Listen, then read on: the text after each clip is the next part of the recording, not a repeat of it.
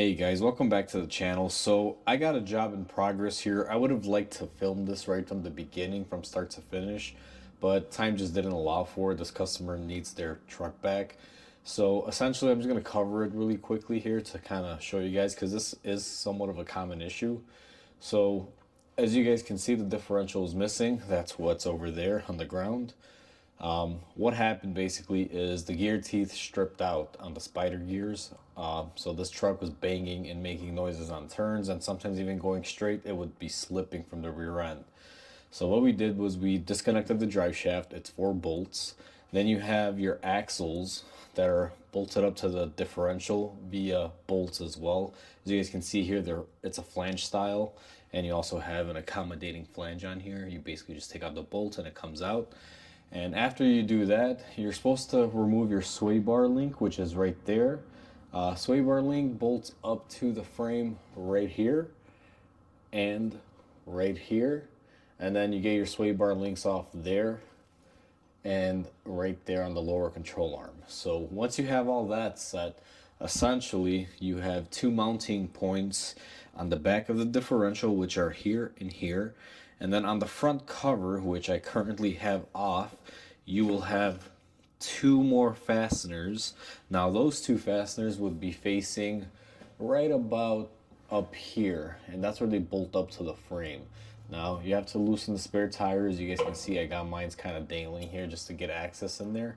And once you do that, guys, you're supposed to disconnect the ABS speed sensors. There's two of them, and basically just drop it down. I use a trans jack to drop it down. It's not really that heavy, but just so you don't hurt your back, essentially that's how I did it. So now that we got it off, when I took it off, I basically drained the oil, or what was remainder of it.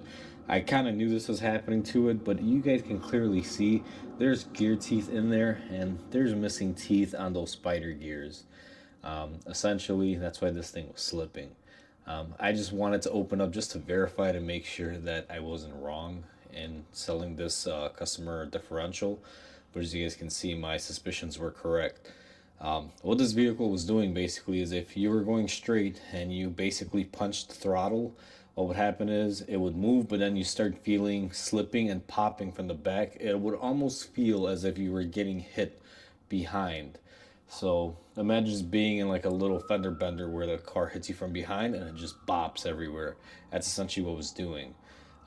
You don't really have to remove the cover. I just did it for verification purposes. You can see the oil was pretty dark. Now, before you guys do this, one way to check out if it's good or bad is you can always just remove the fill port, which would be on your cover right there. And there is a drain port right there. And what you could do, like I did initially, is I just took a sample of the fluid, and I saw it was very gritty and very aluminum in there. It had like a discoloration, so that's why I kind of figured the rear diff. Plus, when I grabbed the diff from the back and I spun it right here on the tail shaft end, basically you can feel where it would kind of 360 and the wheels wouldn't move and do anything, which kind of indicated it was missing teeth.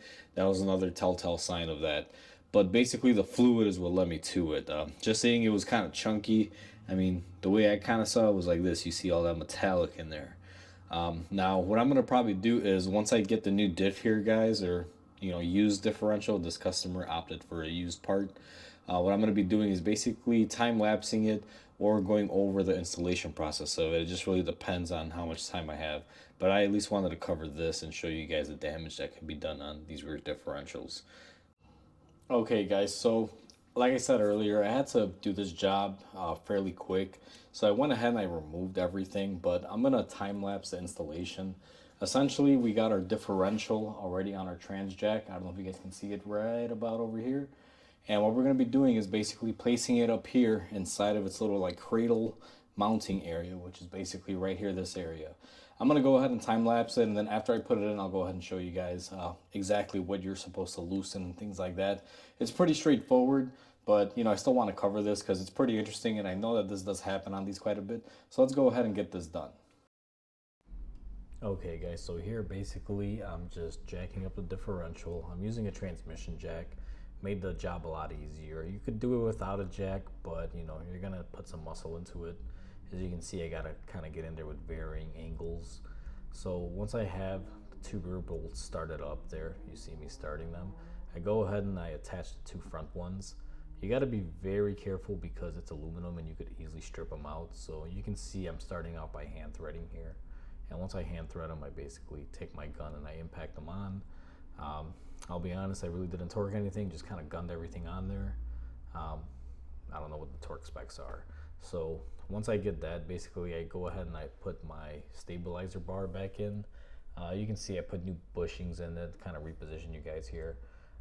It was kind of tough putting those little brackets on the new bushings. It was just very, very stiff. So I basically used a long extension with the bolt and just kind of like pressed them and pushed them hard into the frame there to get them up there. You can see I kind of struggle with this. The time lapse makes it look like it happened fairly quick, but I struggled a little bit. Here we are installing the new stabilizer links. Pretty easy process, you know, just line them up. These do have a left and a right side, so you want to make sure you don't confuse them and install them incorrectly. So watch out for that. So once we have those bolted up, which is what I'm doing right now, just finishing them up, I'm going ahead and I'm putting the axle in. I'm starting everything out by hand and basically, you know, using the gun to put them on there. As you can see, I'm tackling both sides here, kind of got them both lined up and just kind of moving them in and out. And once I get those bolted up, essentially what I'm going to do, and you'll see here, is I'm going to grab a marker and I'm going to start marking them so I know which ones are tightened as I go around in a circle pattern. You can see I do that on both sides there, guys. So once I finish up on this side here, what I'm doing is basically going back over them and just making sure they're nice and tight. I'm giving them the final tightening. And then we move on to the drive shaft. Same process, just kind of held it on one end with a 17 millimeter and then use my gun to pretty much run them down. Okay guys, so in the last time lapse you basically saw me reinstall the rear differential. Now I didn't have time to really go over it, so what I wanted to just kind of point out to you guys is basically the rear drive shaft had to come off, separated it. As you can see, it's bolted on, it's already reinstalled. Same thing in the back here with these rear axles, same exact thing. It's a bolt-up flange style on both sides. These had to basically be removed and they drop down. Essentially, I had two differential bolts, one here and one here. This is located towards the output side. And then lastly, you got two more. They live up here basically. There's two bolts up there. Now above here, you also have a breather vent tube and an ABS wire harness disconnection for the ABS sensors that are basically on the side right here. So you have to disconnect all that and basically this thing comes down. So that's essentially the process. And one thing before I forget too, also we had to remove the sway bar link. It is actually in the way right here. And you can see we replaced it. We got new links. These fought me a little bit. You'll see it in the time lapse. They can be a little difficult, but essentially, you know, that's what you got to remove to get these diffs out of here. So next thing we're going to do is basically we're going to go ahead and fill it up with some fluid. Okay guys, so I'm back. I just wanted to show you guys now. I'm almost full, I'm pumping, and you guys can see that the fluid is starting to come out. I'm gonna go ahead and remove my tube, and now you guys can see that it is overflowing. Essentially, once it overflows like that, that basically tells you that it is full and it can't take anymore. Now, I normally wait for it to taper off. You don't want to necessarily overfill it. Just give it a second here. I'd say about there. So just go ahead and put in our plug. And once you put in the plug, you want to go ahead and tighten it up. And again, guys, just like the bottom one, you don't want to go too crazy with this. You just want to do enough. This doesn't really have to be on there crazy tight. You're just looking for snug. Click. There you go. You guys heard it is torqued. All right, guys, so obviously I'm doing that myself, but you know, I've been doing this for so many years that I kind of know torque and things like that. So essentially now that they're tight, what I like to do is clean up my whole area. So let me get my brake cleaner. I'm going to clean it up and then I'll show you guys a little tip to keep these from really rotting out so you guys don't have to fight them next time. Okay, guys, now what we're going to do is basically take our brake cleaner. I love this stuff. No mechanic can pretty much do anything without this stuff. And you want to wipe it down too because gear lube is pretty thick. It does have a tendency to stay on there. So go ahead and wipe your common areas. The rest of it will dry off, it dissipates. Now, one little trick that I was taught back in the day, this is by an old school guy. Uh, when I used to work at Nissan, he basically told me, take your grease gun, and what you do on these inverted ones is pump some grease in the center hole. Now, some of you might be like, oh, why are you doing that? You don't really have to do that. Here's the thing, the method behind this, from what he explained, and it makes sense, is if you fill these up with grease, next time you go in there to put your tool, it won't allow water or rust to have gotten in there, which basically makes the removal really easy. So what I do is I basically put grease inside the hole there. Now, you're not looking to grease these up like crazy. Essentially, you're just looking to fill up the hole.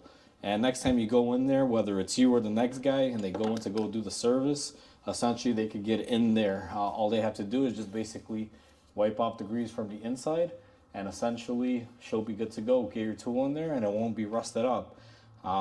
I've done this for quite a few years. I actually do this on my own vehicle too, and I always find that the grease eventually does dissipate and wash out. But if you're doing your diff services every couple years or every 30,000 miles like you're supposed to, basically it'll last long enough. And if I have customers that come in here for oil changes normally, and I'm doing an inspection, you know, I take out 2 seconds of my day and I just fill those up, especially if they're not rotted out, just to keep them from rotting out. So that's basically how you do a diff service, guys. After you're done with this, what you're going to want to do is basically just go out on a test drive, make sure there's no noise, and after you do that, you're just going to want to check up underneath here, make sure there's no leaks. So once you have that done, you're pretty much all set. This one is pretty much ready to go back to the customer.